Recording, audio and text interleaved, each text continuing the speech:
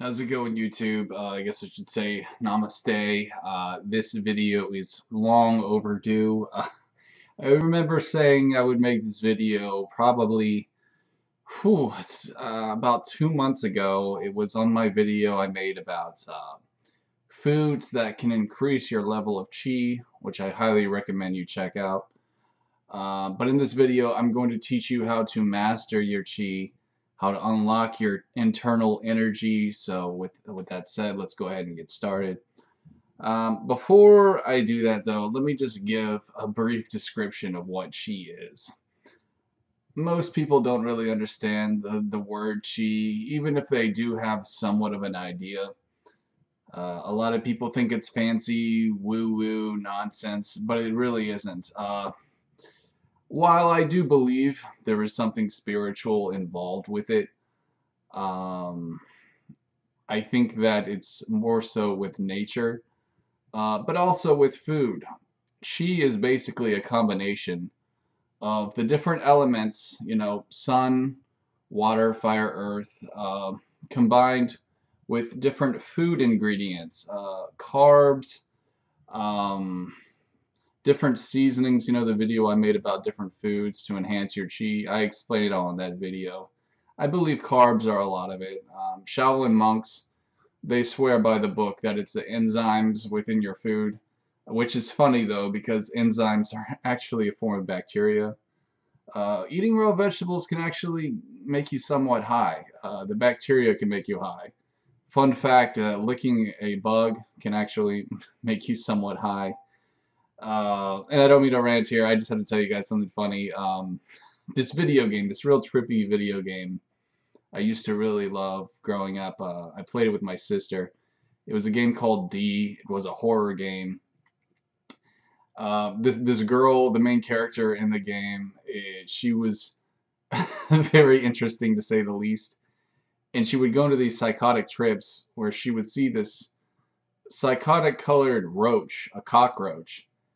And I used to wonder what was that all about, but I understand now that if you lick a cockroach, you can actually trip out from it. It's because of the bacteria on their skin. I don't know why they have so much bacteria, but yeah, all insects actually do have a level of bacteria. You actually can get high if you eat or lick one. I've eaten bugs before. I won't deny that. I have raw bugs. I can eat a June bug. If you guys want, I'll eat one on camera for you. So let me know if that's what you really want. But let's get to the topic at hand, shall we? Enough ranting. So really, guys, accumulating chi is quite simple. The biggest challenge is to believe in it. That's the biggest challenge, guys. Same can be applied with other things in life, especially with God, but we don't have to go there. We can say that for another video. But I am a religious man, but I do also believe in chi. I like to think of myself as the Christian Buddhist. But with chi, all you have to do is trust it. I believe that this is applied with all sorts of uh, um, what's the word? I'm having a loss for word here.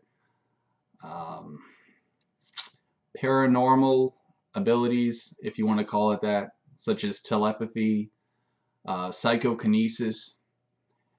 You have to somehow connect to it. Like with moving an object, I've heard people say you have to become one with that object. Quoting the Matrix, what was it, the little boy in the spoon, what was it that he said? Something about how, connect yourself with it, something along those lines. Be one with the spoon, don't think, things like that. And that has to do with chi as well. I didn't mention this, but to me it is a sort of mind over matter thing. With that, I mean that I believe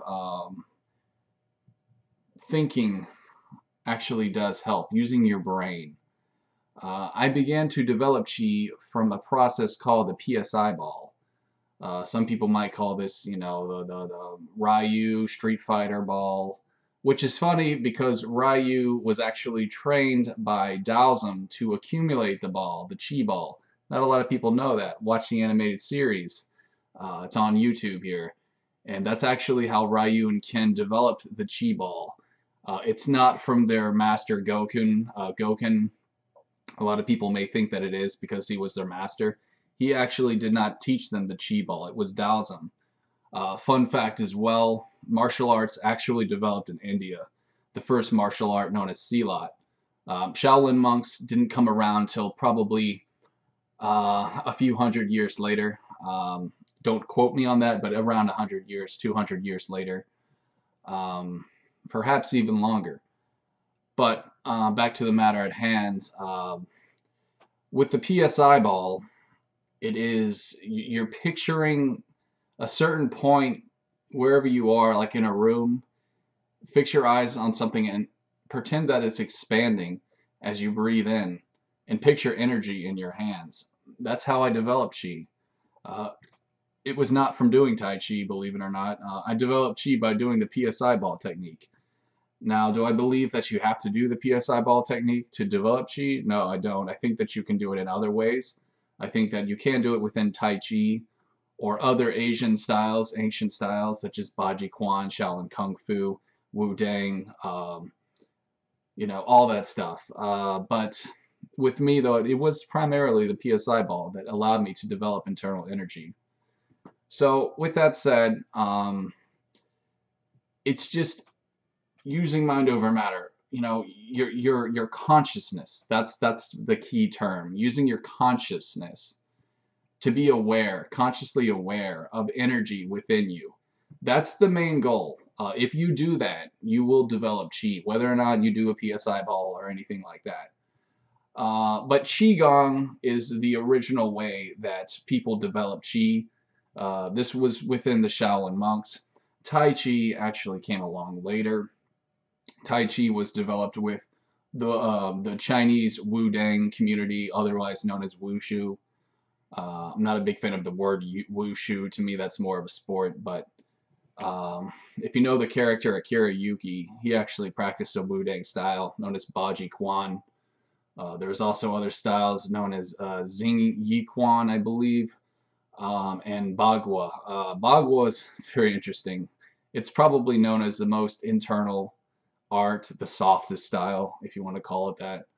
But I would not underestimate it by any means. A lot of the real talented, martial artists, the ones who win all the trophies, they'll tell you it's the little guy you have to worry about.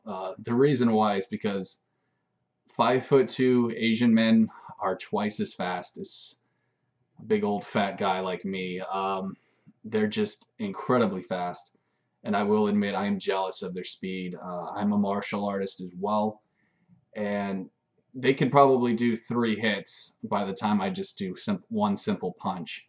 But with that said, I do have much more power. But anyways, Chi is power. I see Chi as a form of power.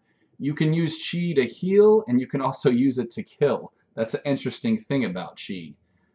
It's almost like the yin and yang, the white and the black, good and evil, if you want to call it that. But I believe using Chi and internal energy is something that only a righteous person can do. By righteous, I mean someone who is connected, not necessarily someone who's a Christian. You don't have to be a Christian to utilize Chi, although it does help. But to develop Chi, I believe you have to have a good mind and a good heart. If you don't have a good heart, I don't believe you can do any sort of paranormal thing. That's why people like Akuma and people like other bad guys in video games who can do paranormal things are actually a contradiction. And Bison, all those Mortal Kombat characters too that you can think of, Quan Chi,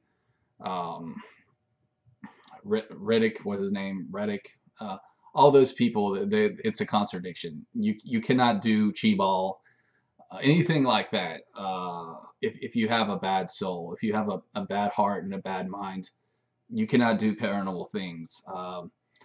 I know some people may say, well, Shang Tsung, what did he do?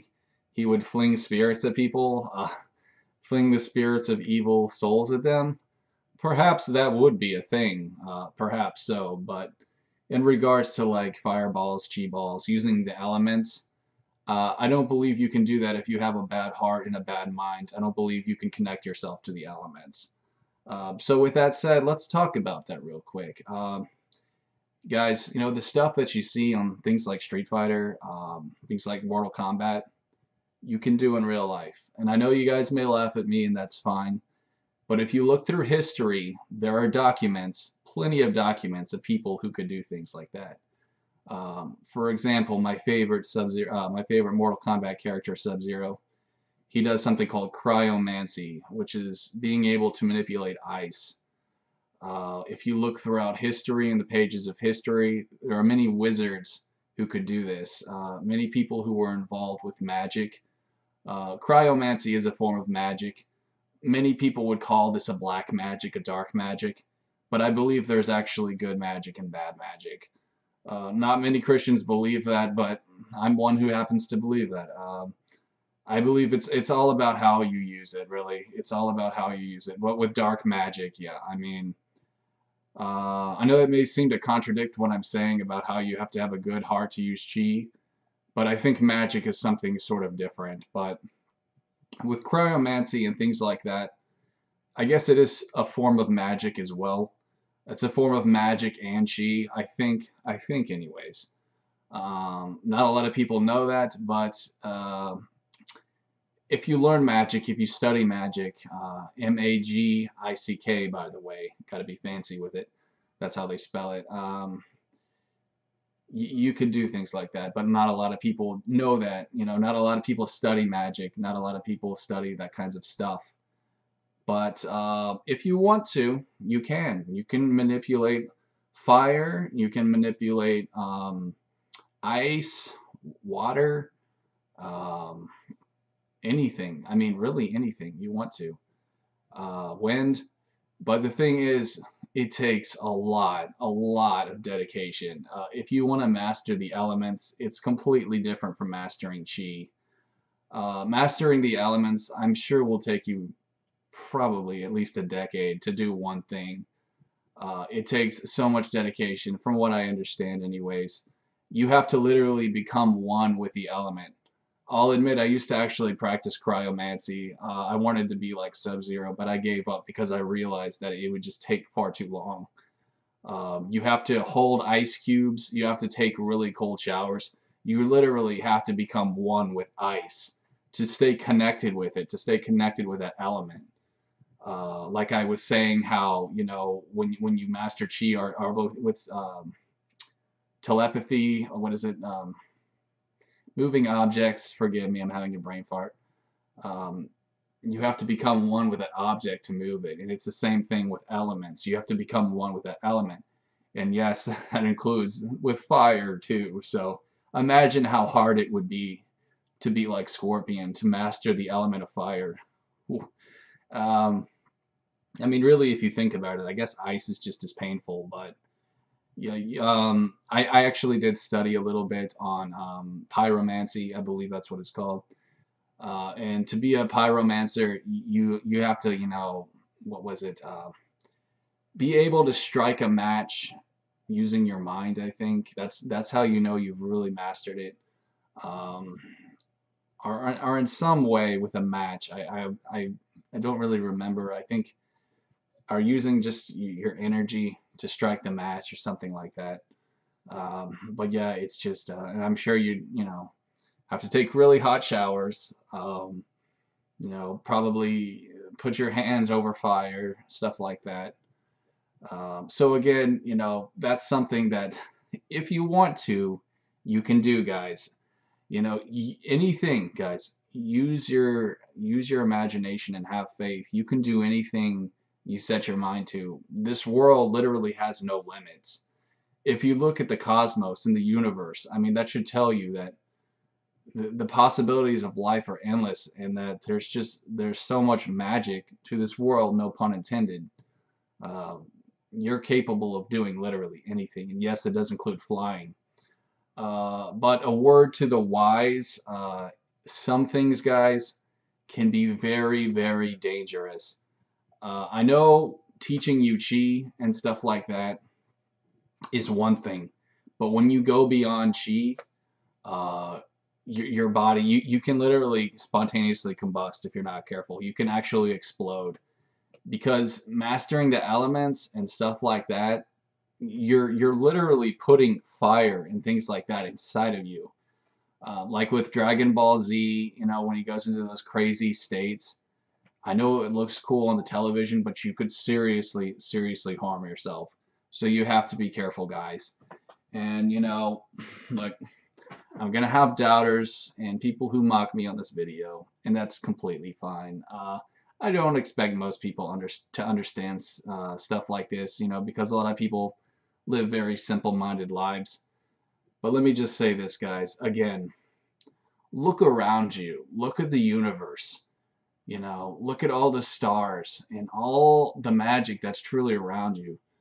So, is it that crazy to think that you can't do something like a chi ball when we already have all this magic around us? Think about that for a minute.